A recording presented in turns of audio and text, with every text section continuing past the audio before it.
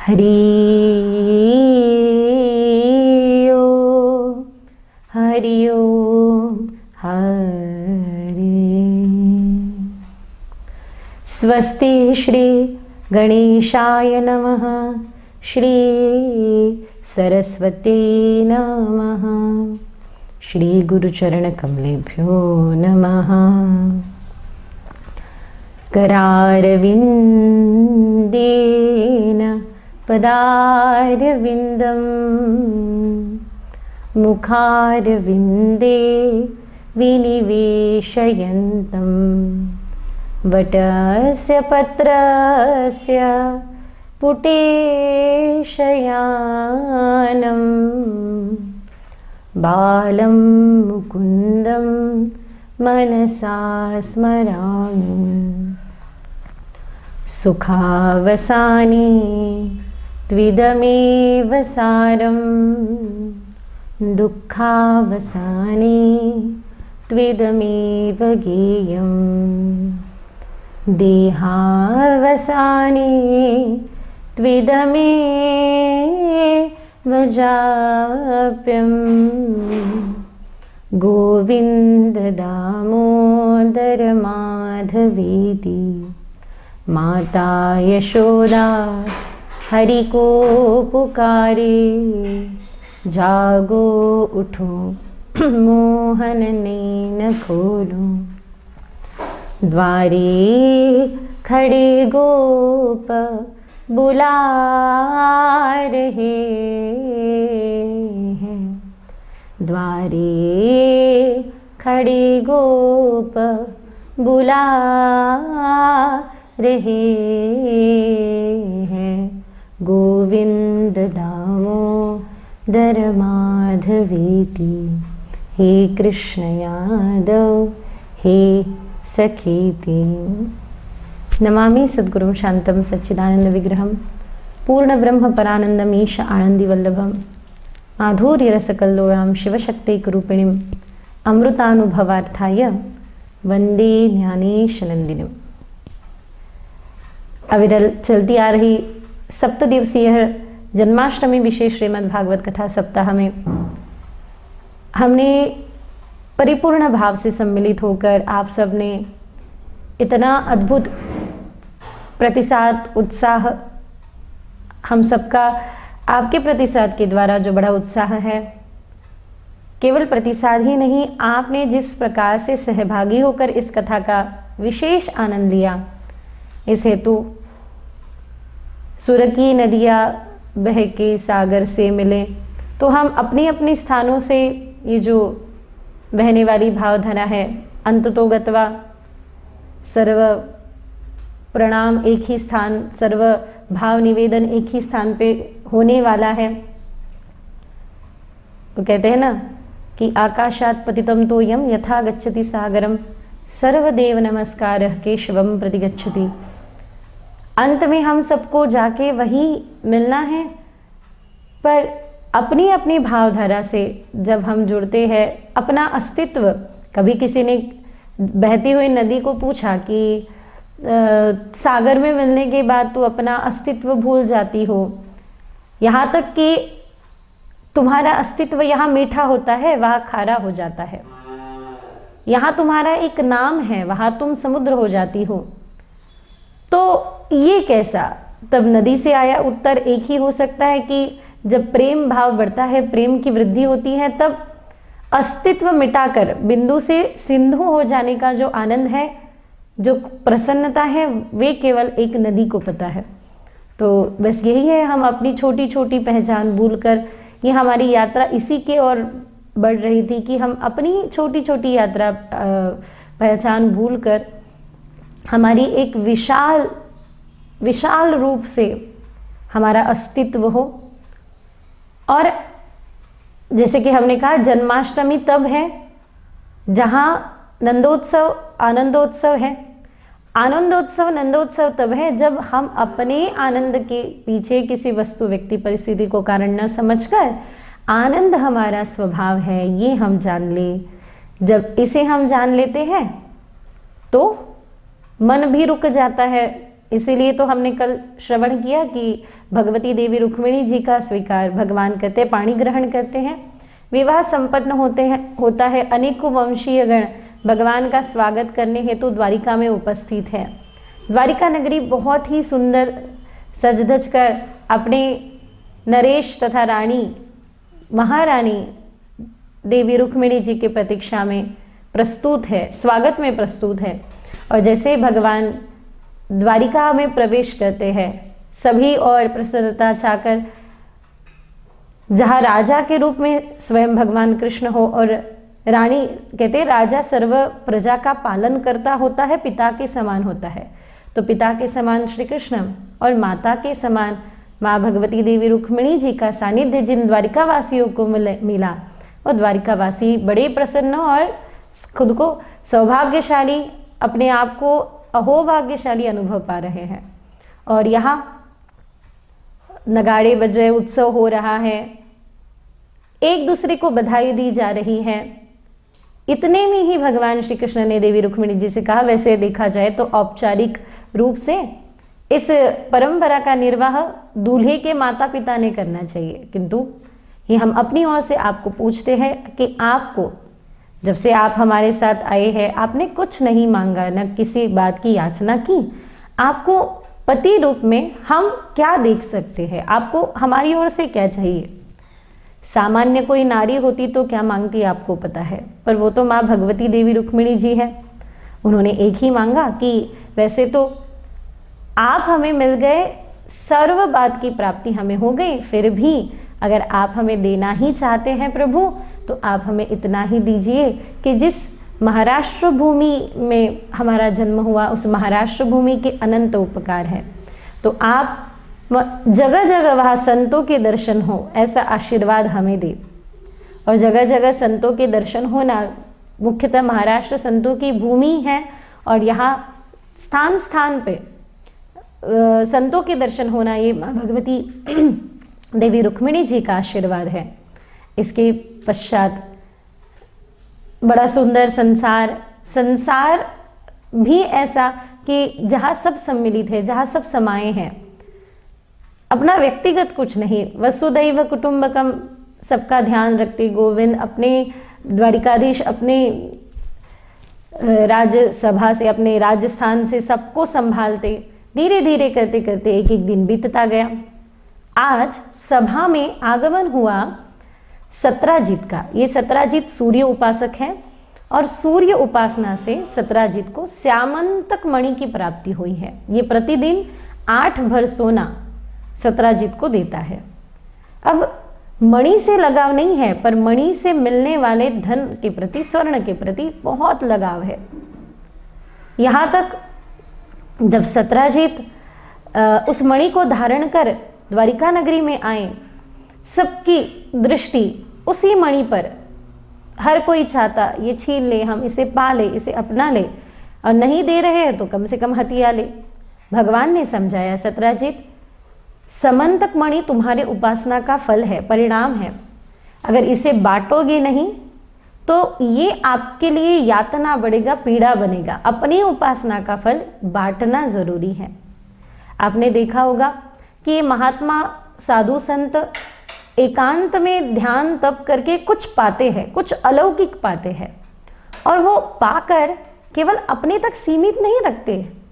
ध्यान में, एकांत में जो पाया उसे लोकांत में आकर बांटते हैं, क्योंकि उनका भी यही अनुभव है कि जिस पथ पर हमें चले, जिस उपासना के फल को हमने पाया, वही उपासना का फल जगत के वासनाओं को मिटा सकता है।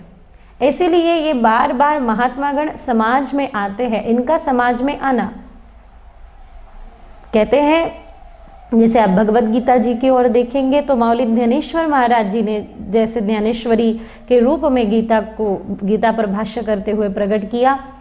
एक स्थान पर मौली ज्ञानेश्वर महाराज कहते हैं, एक है ज्ञानोत्तर कर्म, एक है ज्ञानपूर्व कर्म। आत्मज्ञान हो गया, मैं कौन हूँ ये हमने जान लिया, मैं कोण कशास्व एथालो, मैं कौन हूँ, आत्मज्ञान हो गया, तत्वबोध हो गया। तत्वबोध होने से पूर्व जो कर्म है वो सारे कर्म तत्वबोध होने के लिए हैं। और तत्वबोध होने के बाद वाले जो कर्म हैं वो सारे कर्म हमारा भी अनुकरण कोई आने वाले लोग करने वाले हैं। इस दृष्टि से हमारा जीवन शास्त्र सम्मत हो इस हेतु से करने वाले कर्म है। ज्ञानोत्तर कर्म और ज्ञानपूर्व कर्म। ज्ञानपूर्व कर्म जब व्यक्ति करता है तो व्यक्ति ज्ञानपूर्व कर्म चित्त शुद्धि के लिए करता है। देखिए इतनी बड़ी बात माउली ज्ञानेश्वर महाराज अपने इतने छोटे से उम्र में सहज कह देते हैं। ये तो बिल्कुल बिल्कुल ये निश्चित है कि जब तक चित्त शुद्ध नहीं तब तक मोक्ष आत्मज्ञान की बात करना ही विफल है। चित्त शुद्धि का अनुष्ठान ही कर्म है। ज्ञान युक्त कर्म चित्त शुद्धि की ओर ले जाता है। ज्ञान युक्त कर्म भक्ति बन जाता है, वही चित्त शुद्धि करता है। और फिर बोध होता है, तत्वबोध।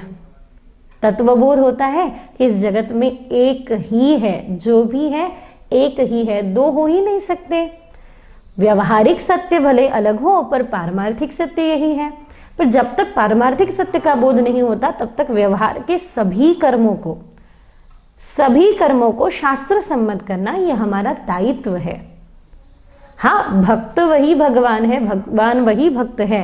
पर जो हमारे पूर्वजों ने हमें परंपरा दी कि सर्वव्यापक ईश्वर के दर्शन करने से पूर्व कम से कम तुम एक मूर्ति से तो आरंभ करो। पहले तुम्हें एक मूर्ति में तो ईश्वरीय तत्व दिखाई दे, मनुष्य में ईश्वरीय तत्व दिखाई दे गुरु के रूप में, फिर आगे चलकर धीरे धीरे धीरे दृष्टि व्यापक होती जाएगी, स्थूल से सूक्ष्म की ओर बढ़ सकते हैं। इसलिए ज्ञान पूर्व कर्म, तत्वबोध पूर्व कर्म जो है वो सब चित्त शुद्धि के लिए है। और ज्ञानोत्तर जो कर्म है, फल, उपासना का फल जो मिला है उसे बांटना जरूरी है। लोग आपसे क्या सीखेंगे, लोग आपसे क्या पाएंगे? आपने जो एकांत में पाया उसे लोकांत में आकर आपको बांटना पड़ेगा, ये हमारा दायित्व है। अच्छा, ये करना न करना अपने अपने आप पर निर्धारित है, पर आदिगुरु शंकराचार्य जी से लेकर माउली ज्ञानेश्वर महाराज जी ऐसे अनेकों महात्मागण जिन्होंने आत्मज्ञान के पश्चात, तत्वबोध के पश्चात भी कर्म किया, वो कर्म ज्ञानोत्तर कर्म कहलाया। ज्ञान के पश्चात वाला कर्म कहलाया। भगवान समझाने लगे कि देखो, उपासना का फल तो बांटना पड़ेगा ना, नहीं तो वो क्षीण हो जाएगा। सतराजित इसे समझा नहीं, वो श्यामंतक मणि लेकर लौट गया। एक दिन सतराजित का भाई पर्यसेन वही मणि पहनकर जब जंगल में शिकार हेतु जाता है तो उस पर एक बड़े से सिंह के द्वारा उसकी हत्या हो जाती है। यानी शिकार करने गया पर खुद की ही शिकार हो गई। वहां वो मणि पड़ा रहा। जामवंत जी ने उठाकर अपने प्राण प्रिय कन्या को वो जामवंती जी को सौंप दिया। हर दिन के समान आज का दिन भी द्वारिका में बड़े अच्छे से व्यतीत हो रहा था कि तभी एक दासिका ने ये सूचना कह दी कि देवी रुक्मिणी जी, जगह जगह स्थान स्थान पर भगवान श्री कृष्ण के प्रति लांछन यानी भगवान कृष्ण के प्रति आरोप लगाया जा रहा है कि उन्होंने ही पर्यसेन को मारकर श्यामंतक मणि चुराया। अब इतना बड़ा आरोप करने से पहले थोड़ा तो सोचना निश्चित ही चाहिए था कि ये कौन है, ये ईश्वर है। और सब धीरे धीरे करके चर्चा बढ़ती गई। लोगों को क्या जाता है, लोगों का क्या जाता है।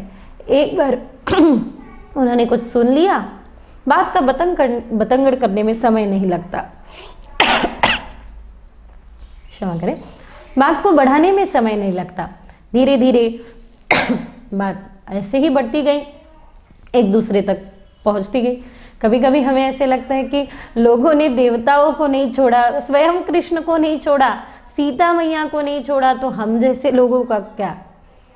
और स्वाभाविक है, दुर्जन की दुर्जनता कभी सज्जन की सज्जनता को प्रकाशित करने के लिए भी हाँ है। कोई नहीं दुर्जन, लोग कोई बुरे नहीं, बस थोड़े से बीमार हैं और ये बीमारी हटाने के लिए आवश्यक है उपचार होना। भगवान ने सोचा, श्री कृष्ण सोचते हैं, विचार करते हैं कि इस बात का निर्णय होना अनिवार्य है, आवश्यक है। वहां से चल पड़े कृष्ण और कह दिया कि इसका इस बात की शाहनिशा, इस बात का निष्कर्ष तो निश्चित ही जल्दी ही आप तक पहुंच जाएगा। और जब आगे जाम्बवंत जी के साथ बहुत दिनों तक युद्ध हुआ, जाम्बवंत जी हार नहीं रहे, देवता के द्वारा ही हर सकते हैं, इष्ट के द्वारा ही हर सकते हैं।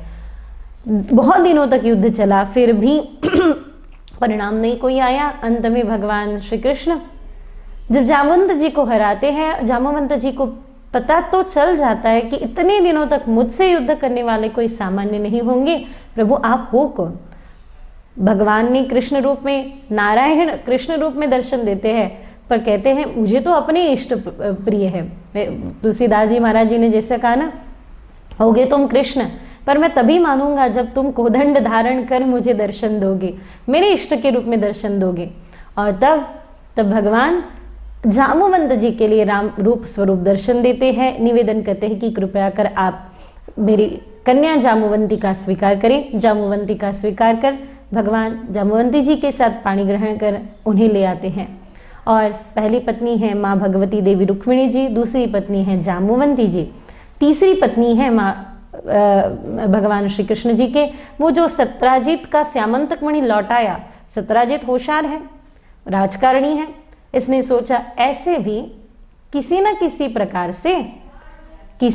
प्रकार से अभी अगर इनको मनाया नहीं तो लोग हमारे बारे में व्यर्थ ही चर्चा करेंगे कि आपने आरोप लगाया है कृष्ण पर। और तब सत्राजित ने निवेदन किया कि हमारी कन्या सत्यभामा का पाणी ग्रहण आप करिए, स्वीकार करिए। और तथा संपन्न हुआ विवाह। श्यामंतक मणि को भी दे दिया सत्राजित ने और सत्यभामा का स्वीकार प्रभु ने किया। चौथी पत्नी है कालिंदी। कालिंदी यानी जमुना रानी। जमुना जी तप कर रही थी कृष्ण प्रिया कि कृष्ण मुझे मिल जाए। और वैसे भी यम की बहन है, भगवान ने सोचा होगा कि मेरे भक्तों को यम दर्शना दिखाए, जब प्राण तन से निकले गोविंद नाम लेके, फिर प्राण तन से निकले। यही सोचकर, यही विचार कर भगवान श्री कृष्ण शायद हो सकता है चतुर्थ विवाह कालिंदी जी के साथ करते हैं। अरविंद जी इनकी भगिनी मित्र विंध्या का पाणी ग्रहण। ये सारे विवाह के पीछे एक कारण है। भद्रा, लक्ष्मणा, सत्या, भगवान की 8 पटरानियां और दैत्य भौमासुर के राज्य पर चढ़ाई करने के बाद उसने जो अपने कारागृह में इतनी सारी कन्याओं को बांध के रखा था, ये बहुत बहुत बड़ा राजकीय संकट था कि अब ये कन्याएं जाती तो कहाँ जाती। तब उनका स्वीकार तथा पाणी ग्रहण भगवान श्री कृष्ण ने किया। अब बड़ा सुंदर संसार है। इस संसार के मध्य में एक दिन भगवान श्री कृष्ण कहते हैं देवी रुक्मिणी जी आप कुछ भी कहिए। देवी रुक्मिणी जी चामर डुला रहे, यानी हवा पंखा दे रहे हैं। कोशिश भी मत करना, हाँ, अपने पत्नी से कहने की विचार सोचना भी मत। पंखा देना तो दूर रहा, पंखे का बटन भी दबाने के लिए कहने का सोचना भी मत, क्योंकि आज के समय की बात अलग है, उस समय की बात अलग थी। अच्छा, समय की बात है। एक बात तो निहित है कि देवी रुक्मिणी जी सा धैर्य, देवी रुक्मिणी जी की शांतता, देवी रुक्मिणी जी जैसा अत्यंत नम्र स्वभाव ये धारण कर सकते हैं। ये धारण करना, ये गुणों की, इन व्यक्तियों के माध्यम से हम गुणों की उपासना कर रहे हैं, हम गुणों को समझ रहे हैं, हम गुणों को देख रहे हैं। तो एक दिन सोचा भगवान श्री कृष्ण ने कि कुछ भी हो जाए पर देवी रुक्मिणी जी को गुस्सा होते कभी नहीं देखा, क्रोधित कभी नहीं देखा, तो चलो आज एक प्रयोग करते हैं। भगवान श्री कृष्ण विश्राम कर ही रहे थे कि देवी रुक्मिणी जी ने चरण सेवा करना आरंभ कर दिया। और तभी भगवान कृष्ण ने कहा कुछ भी कहिए देवी, पर कभी कभी हमें ऐसे लगता है कि हम दोनों ने विवाह का थोड़ा सा जल्दी कर दी। अच्छा प्रभु, ऐसा क्यों लगता है आपको? देखो, आप एक राजकन्या हो, मैं ठहरा एक ग्वाला। आप बड़ी सुंदर हो, मैं ठहरा एक काला। आपका जन्म ही वैभव संपन्न स्थान पे हुआ और हम तो जन्मे भई कारागृह में। आप में और हम में कोई साम्यता नहीं, फिर भी आपने हमारा स्वीकार किया। आपने हमसे पाणी ग्रहण किया, आपने हमको समर्पित कर दिया अपना जीवन। देखिए ऐसा है, आज आप भी सोच सकते हैं पुनः एक बार, आपके साथ विवाह करने के पश्चात भी आपके सिर पर और 16,107 रानियों को लाके बिठाया, और आप अभी भी सोच सकते, कहते ही माँ भगवती देवी रुक्मिणी जी मूर्छित होकर गिर गए। भगवान श्री कृष्ण ने अपने दोनों हस्तों से उठाया और कहते, प्रभु आज के पश्चात कभी ऐसा विनोद मत करिएगा, कभी ऐसे हंसी मजाक मत करिएगा, हम तो इसे स्वीकार नहीं कर पाएंगे। देवी रुक्मिणी जी समर्पित है पूर्णतः। बाणासुर ने अपनी कन्या उषा, जब उषा स्वप्न में भगवान के पौत्र अनिरुद्ध का दर्शन करती है और चाहती है कि इन्हीं से हमारा विवाह हो, तो उनकी भगिनी उनकी सखी चित्रलेखा संपूर्ण महल के साथ उठाकर ले जाती है अनिरुद्ध को। भगवान श्री कृष्ण देवर्षि नारद जी महाराज कृष्ण से कहते हैं, आपको पता भी है इतनी पत्नियां, इतने पुत्र में कहाँ कौन सा पुत्र है? अनिरुद्ध के हेतु भगवान बाणासुर का वध कर बाणासुर की कन्या तथा अनिरुद्ध का विवाह संपन्न कराते हैं। पहले पुत्र की कथा बड़ी विस्तार से तो अन्य कथाओं में आई है, जहाँ शिव उपासना हुई है देवी रुक्मिणी जी के द्वारा। अनेकों सुंदर कथाएं हैं, जैसे प्रद्युम्न के बारे में जो स्वयं कामदेव के रूप है। इसके पश्चात अनेकों कथा सुखदेव जी महाराज के द्वारा राजा परीक्षित सुन ही रहे हैं। इसी के मध्य एक दीप प्रज्वलित हुआ। राजा परीक्षित ने पूछा, हे गुरुदेव, आपने एक मित्र के बारे में कहा था, कौन है वे मित्र जो कृष्ण को अति प्रिय है? यदा कदा आप श्रीमद् भागवत जी का दर्शन करेंगे तो शायद ही सुदामा जी का नाम उसमें प्रतिष्ठित किया होगा, पर वर्णन ऐसा है कि कृष्णा सिद्धित सखा ब्रह्मणो ब्राह्मवित्तमः विरक्त इंद्रियार्थेषु प्रसन्नात्मा जितेंद्रिय प्रसन्न आत्मा है। जिनका आत्मा सुंदर है वे सुदामा।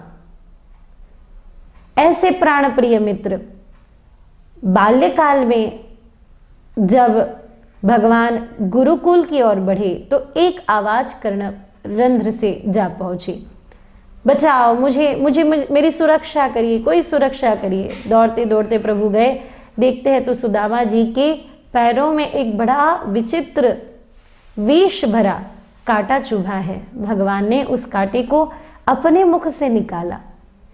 वैसे भी जब जब जीवन में परीक्षा होती है, दुख आते हैं, संकट आते हैं, तो ये अनुभव कर लीजिएगा, ये हमारी परीक्षा नहीं है। निश्चित ही ये हमारी परीक्षा नहीं, ये परीक्षा है हमारे कहने वालों की। जैसे कोई कहता है ना, हम आपकी है, हम आपके साथ है। जब दुख का समय आता है तो साथ छोड़कर चले जाते हैं, और जब सुख का समय आता है तो उठ के खड़े हो जाते हैं। जब पास हमारे पैसा था तो दोस्त हमारे हजारों थे, अब पास हमारे पैसा नहीं तो दोस्त भी हमारा कोई नहीं। जब पास हमारे पैसा है तो दोस्त हमारे हजारों हैं, जब पास हमारे धन नहीं तो दोस्त भी हमारा कोई नहीं। जब ये परीक्षाएं जीवन में आती है तब हमारी परीक्षा नहीं, हमारे कहने वालों की यह परीक्षा। भगवान सुदामा जी को अपने साथ ले जाते हैं गुरुकुल। दोनों साथ पढ़ते हैं, साथ बड़े होते हैं। एक दिन गुरु माता ने कह दिया कि जाइए समिधा लेकर आइए। गुरुपुत्र गुम हो गए। खोजते खोजते, ढूंढते ढूंढते, इधर उधर घूमते समस्त आश्रम के बालक एक स्थान पर बैठे। निकलते वक्त गुरु माता ने हाथ में थोड़े चने दिए थे। वो चने को छुपाकर सुदामा जी खाने लगे। भगवान ने पूछा, क्यों, खाने को कुछ भेजा है भोजन के लिए गुरु माता ने? तो कह दिया, नहीं प्रभु। अच्छा, तो आपके दांत कैसे बज रहे हैं? बोले, ठंडी से। वो एक दिन जहाँ भगवान कृष्ण अपने गुरुकुल से प्रस्थान कर रहे हैं, अपना शिक्षार्जन पूर्ण कर, और यहाँ सुदामा जी को कहते कि हमें भूलेंगे तो नहीं ना आप, हमारा विस्मरण तो नहीं हो जाएगा? उत्तर दिया सुदामा जी ने, कान्हा, अरे तेरे स्वभाव को हम जानते हैं, हम तो नहीं आपका विस्मरण कर पाएंगे, आप हमें ज़रूर भूल जाएंगे, निश्चित ही भूल जाएंगे। भगवान ने उत्तर दिया, ये तो समय निर्धारित करेगा कौन किसे भूल जाता है। आइए, इसके पश्चात एक समय पे भोजन की व्यवस्था नहीं है, कितने दिनों तक भूखे प्यासे बैठे।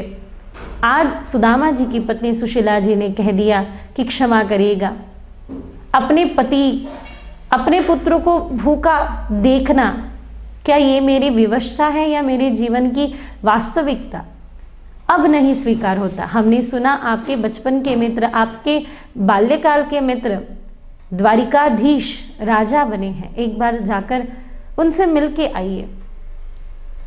आपको पता है सुशीला, मैं कभी किसी के सामने कुछ नहीं मांगता, कभी किसी के आगे अपने हाथ को नहीं फैलाता।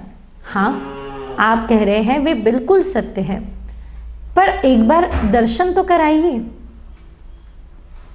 नहीं, कह दिया नहीं, बस बैठ गए। साधना करते वक्त मन में विचार आया कि हम अगर सुशीला को कुछ कहे और ना कहने के पश्चात बाद में भी सुशीला कभी आज आग्रह करते रहे, ऐसा तो कभी हुआ नहीं। आज अगर हुआ है तो इसके पीछे निश्चित ही कोई कारण है। ओह, ये सुशीला नहीं, उसके हृदय में बैठे मेरे गोविंद कह रहे हैं कि एक बार तो मिलने आ जाइए, एक बार तो हमें दर्शन दे दीजिए।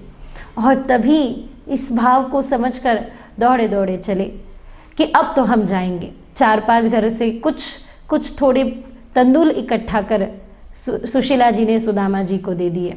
वो लेकर निकले हैं सुदामा जी। सिर पे धूप है, कड़ी धूप में कांटों से भरे मार्ग से चलते, पैरों में ना कुछ पहना है, शरीर पे ना ठीक से वस्त्र है, चले जा रहे हैं। चली शाम सुंदर से मिलने सुदामा, गाते गाते मन में हरे कृष्ण नामा। चली शाम सुंदर से मिलने सुदामा, चले शाम सुंदर से मिलने सुदामा। एक स्थान पर एक वृक्ष के नीचे विश्राम किया। आगे की यात्रा करना शायद ही अब संभव हो, थक गए हैं, विश्राम कर लिया। भगवान ने सोचा कि ये अपना एक मार्ग पैर रखकर आया है मार्ग पर, क्यों ना अन्य कदमों को हम उन तक चल के जाए। जब भगवान ने सोचा, गरुड़ जी को भेजा गया, उनको बुलाया गया। वो कहते हैं ना, मेरे मार्ग पर पैर रख के तो देख, जीवन के हर एक मार्ग खोल न दूँ तो कहना, मेरे लिए आंसू बहा के तो देख, सारी खुशियाँ तुझ पे न्योछावर न कर दूँ तो कहना, बस एक बार मेरा होके तो देख, पूरे जगत को तेरा न कर दूँ तो कहना। और ऐसा ही हुआ। सुदामा जी जब द्वारिका में जा पहुँचे, इतनी सुंदर भव्य द्वारिका नगरी को देखा। द्वारपाल खड़े हैं, अपमान नहीं किया है सुदामा जी का द्वारपालों ने। ये हमारी एक भ्रम है, एक मानसिकता है कि अपमान नहीं हुआ। और उस क्षण जब सुदामा जी बढ़े, द्वारपालों ने रोका, निवेदन करते, अरे द्वारपालो कन्हैया से कह दो कि मिलने सुदामा गरीब आ गया है, भटकते भटकते न जाने कहाँ से तुम्हारे महल के करीब आ गया है। जैसे ही भगवान कृष्ण ने सुना द्वारपालों के द्वारा कि द्वार पे कोई प्रभु, एक अद्भुत सा व्यक्ति किंतु गरीब अवस्था में है और खड़े होकर कह रहा है कि आपके बाल्यकाल का मित्र है, और नाम बता रहा है सुदामा। सुदामा का पूर्ण नाम भी नहीं सुना, तुरंत दौड़े गोविंद और दौड़कर आप पहुँचे अपने प्राण प्रिय सुदामा जी के आगे, अपने हृदय से लगा लिया। जगत ने देखा, मैत्रत्व का इससे सुंदर उदाहरण और कोई हो ही नहीं सकता।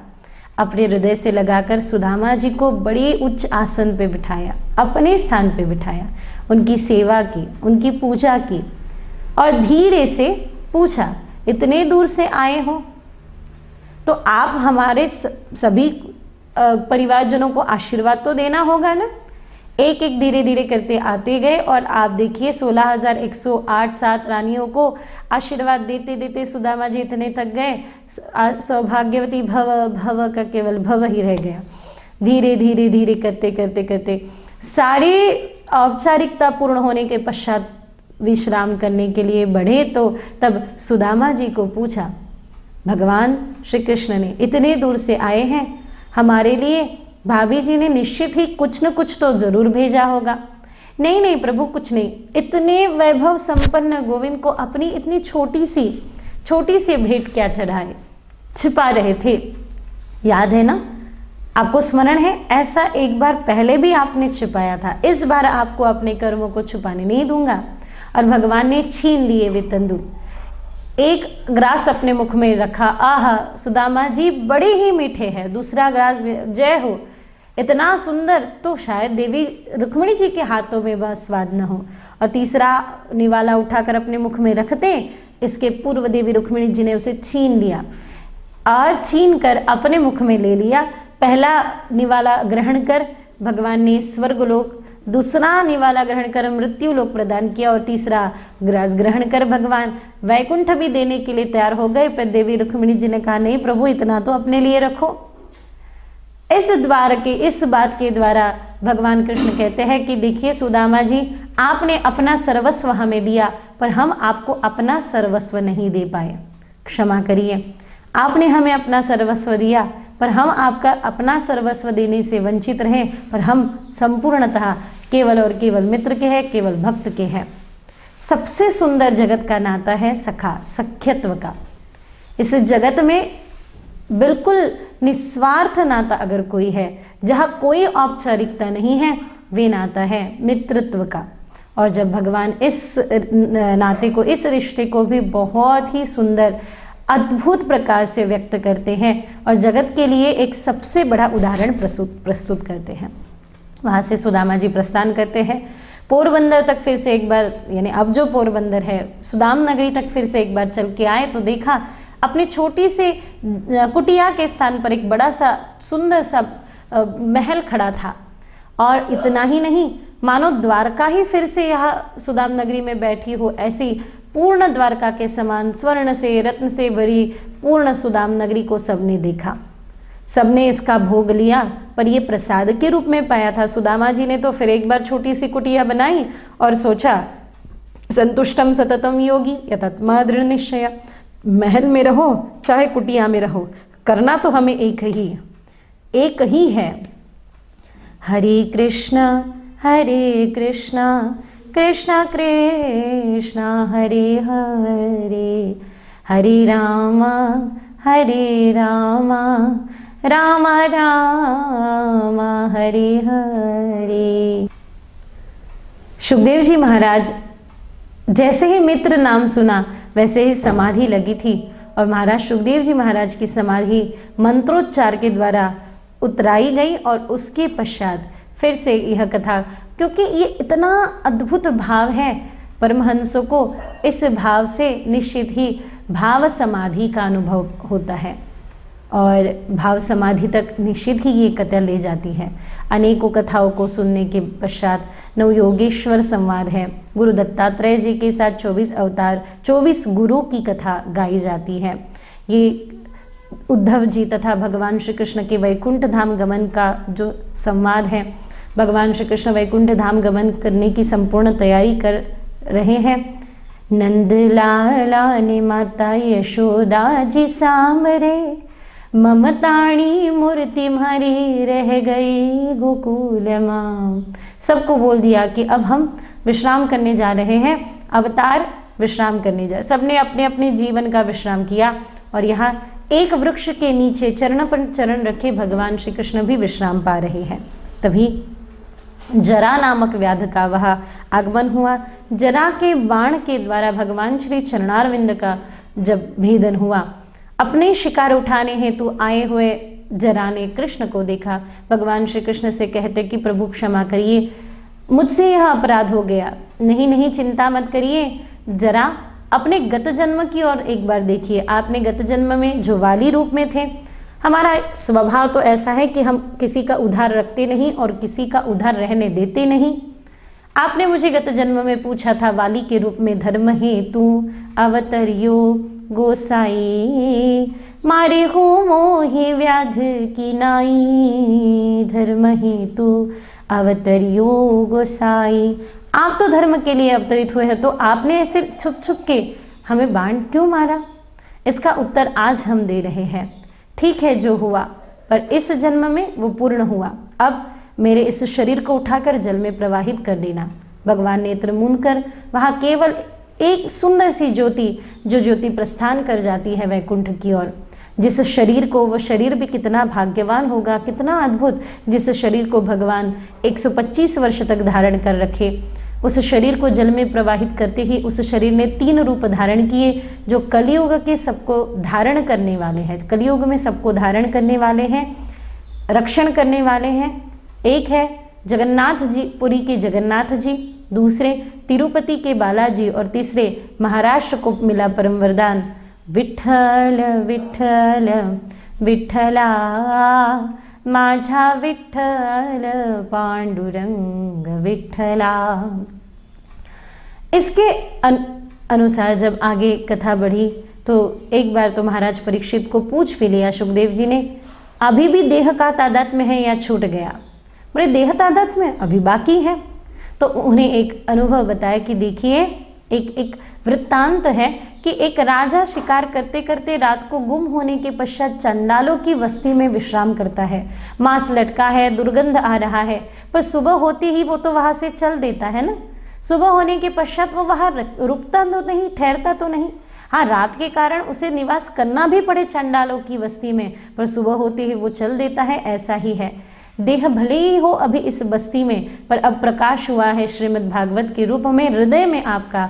अब चल दीजिए, अब देहाशक्ति से छोड़ देवाशक्ति की ओर बढ़िए। और तत्क्षण कहते ही सुखदेव जी महाराज ने कहते ही उनको अनुभूति प्राप्त हो गई। और अब सुखदेव जी महाराज चाहते हैं कि हम यहाँ से प्रस्थान करें। प्रलयों का वर्णन कर एक 12 स्कंद पूर्ण कर सुखदेव जी महाराज प्रस्थान करना चाहते हैं, क्योंकि अब अगर हम यहाँ रुकेंगे तो तक्षक सर्प तो यहाँ आएंगे, पर उनमें जो विष है वो विष नहीं रहेगा हमारी अमृत दृष्टि से, वो नष्ट हो जाएगा। और शाप संतों ने दिया है तो अपना मान टले टल जाए, पर भक्त का मान ना टलते देखा। खुद यहाँ दुर्वासा जी के द्वारा शाप जो यदुवंश को लगा था कि यदुवंश सब नष्ट हो जाएगा, सांभ जी ने एक बार भगवान श्री कृष्ण और तथा जामुवंती जी के पुत्र सांभ ने नाटक किया, पुत्र होगी कि पुत्री, गर्भस्थ महिला का, और तब संतों ने दिया शाप कि न पुत्र होगी न पुत्री, ऐसा एक मुसल होगा जिसके समस्त यदुवंश का नाश हो जाएगा। और वैसा ही हुआ। खुद अपने द्वारा संतों के वचन को खाली जाने नहीं देते। यहाँ तो परीक्षित जी का प्रश्न है, परीक्षित जी के शरीर को दंश हुआ है, तो आप कहोगे ऐसे तो सर्पदंश के द्वारा मृत्यु लिखा था। मृत्यु के पहले ही मुमुक्षत्व की प्राप्ति हो गई थी महाराज परीक्षित को। ये तो पता चल गया था कि स्व की ओर अग्रसर होना ही स्वर्ग है। इसके पश्चात एक स्कंद का ध्यान करते करते करते महाराज परीक्षित का प्राणरंध्र पर आ जाता है और 12 स्कंद पूर्ण होते ही वैकुंठ धाम गमन कर देता है। यह केवल शरीर है जिस शरीर का स्पर्श दंश तक्षक जी के द्वारा होता है। कश्यप जी से तक्षक का संवाद होना, कश्यप जी को जो चाहिए सो दे देना, तक्षक जी के द्वारा फिर तक्षक के द्वारा फिर राजा परीक्षित को दंश कर राजा परीक्षित का शरीर का विश्राम तथा मोक्ष तो भगवान श्री विष्णु नारायण के चरणारविंद में समर्पित हो गया। इन कथाओं को हमने सुना, बड़ी भाव विभोर होकर सुना। इन कथाओं का एक परिपूर्ण परिपक्व फल है। आप सब हम के पीछे, हमारे पीछे मिलके गाइएगा, सब मिलके कहिएगा, भवे भवे यथा भक्ति पादयोस्तव जायते तथा कुरुष्व देवेश नाथस्तपनो यथा प्रभो।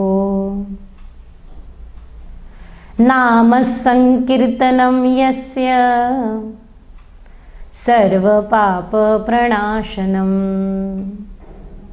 प्रणामो दुःखशमनस्तं नमामि हरिपरं त्वं नमामि हरिपरं त्वं नमामि हरिपरम्।